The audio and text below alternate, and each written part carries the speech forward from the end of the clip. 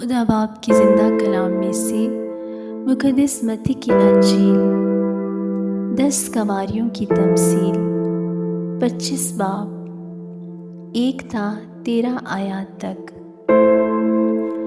اس وقت آسمان کی بادشاہی ان 10 کنواریوں کی مانند ہوگی جو اپنی مشلیں لے کر دلہا کے استقبال کو نکلی۔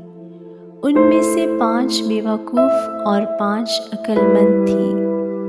جو بیوقوف تھیں انہوں نے اپنی مشلیں تو لے لیں مگر تیل اپنے ساتھ نہ لیا، مگر عقل مندوں نے اپنی مشلوں کے ساتھ اپنی کپیوں میں تیل بھی لے لیا۔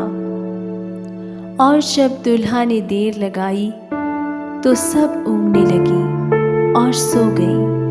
آدھی رات کو دھوم مچی کہ دیکھو دلہا آ گیا، اس کے استقبال کو نکلو۔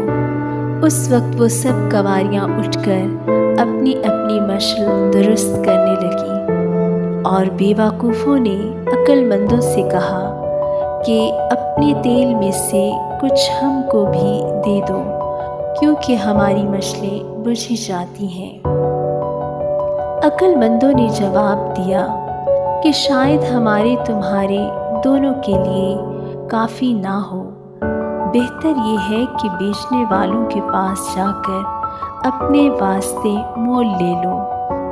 جب وہ مول لینے جا رہی تھی تو دلہا آ پہنچا، اور جو تیار تھیں وہ اس کے ساتھ شادی کے جشن میں اندر چلی گئی اور دروازہ بند ہو گیا۔